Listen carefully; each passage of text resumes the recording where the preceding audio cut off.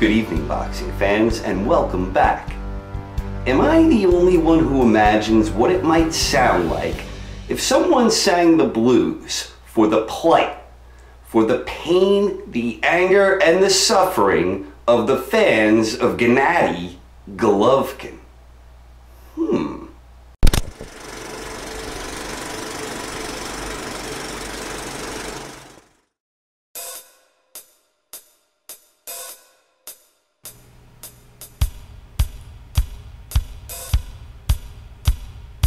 They're so mad at Canelo.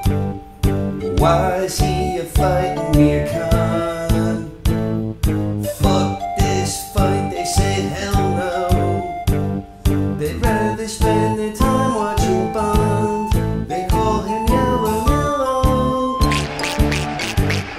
They call him Yellow Mellow.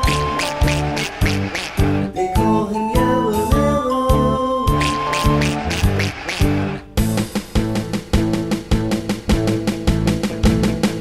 They're so sad for Gennady. Now there's a man who knows his craft. The thing that really sucks for poor Gennady is he's always getting the shaft. They call him Yellow Mellow. They call him Yellow Mellow. They call him Yellow Mellow.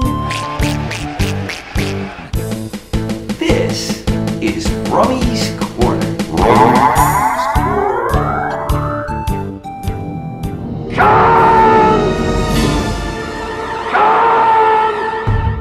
And just a quick note on the recent outrage coming from the fans of Gennady Golovkin.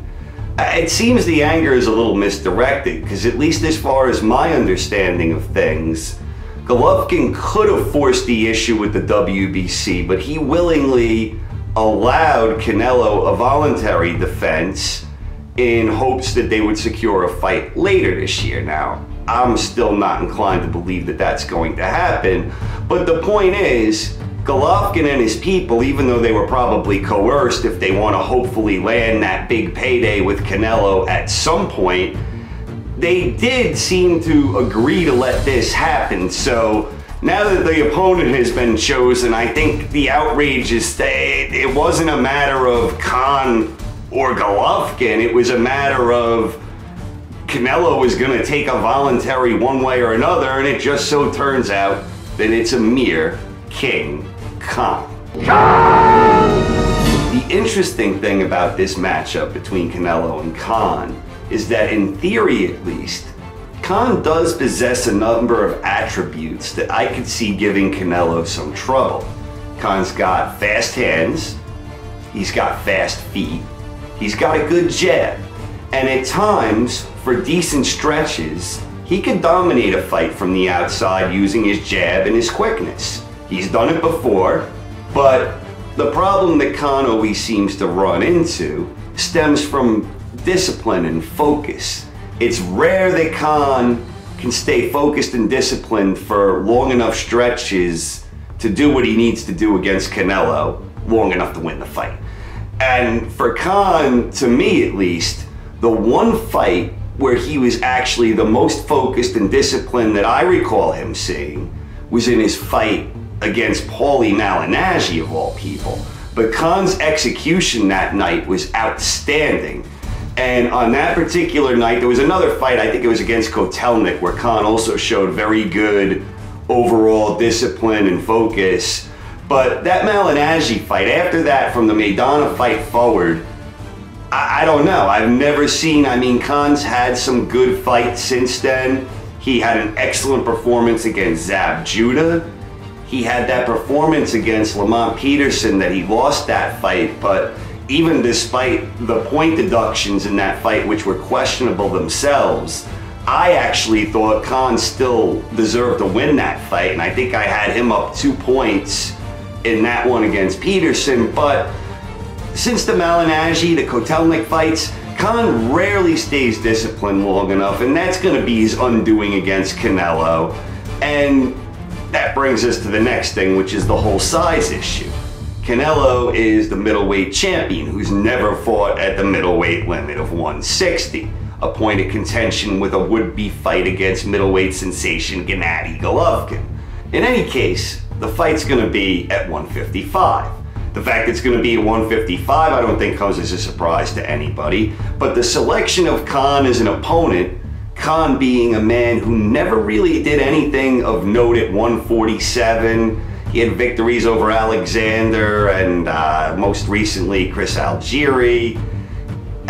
He didn't really do anything at 147. At 154 he's never competed, and now he's competing for the lineal middleweight title, and this whole thing is comical the way it worked out to some extent. So Khan never having fought at this weight, Khan being known as a guy that doesn't have great punch resistance, and Khan just being rocked by a guy like Chris Algieri repeatedly last time, a guy who's not known as a puncher, who really did rock Khan quite a few times in their fight. To Khan's credit, he won the fight, but you know, against Chris Algieri, if he had those problems, it seems logical that it's only a matter of time before Canelo times Khan with something big that he can't handle. That Khan won't be able to remain focused and fight from the outside and jab and throw short combinations rather than multi-punch combinations that get him into trouble where he stays in range too long. I don't think Khan can stay focused that long. And Canelo, while not really known as being a one-punch knockout artist, he's a much bigger, stronger guy than Khan's ever been in the ring with. And lesser men with lesser technique have been able to overpower Khan in the past. So common wisdom would suggest Khan's got the payday he's been looking for and a chance where he has nothing to lose. If he could put it together and pull off a miraculous upset, I'd be surprised. I think even in a best case scenario for Khan, if he did something where he may have deserved to win, I'd be surprised if he got a decision against Canelo. But for Golden Boy and Canelo, I think that choosing Khan as an opponent was a stroke of genius. I think the fight is going to do very well financially. I think there's going to be quite a bit of buzz, and in a sense, I think there maybe could be more buzz than there was for Canelo Cotto. Despite the fact that was part of the Mexican-Puerto Rican rivalry, Khan having an arrogant, love him or hate him type of personality, a very divisive guy who speaks English, I think there's a chance this fight could do really well, and I think it'll do well. I think it will be a success.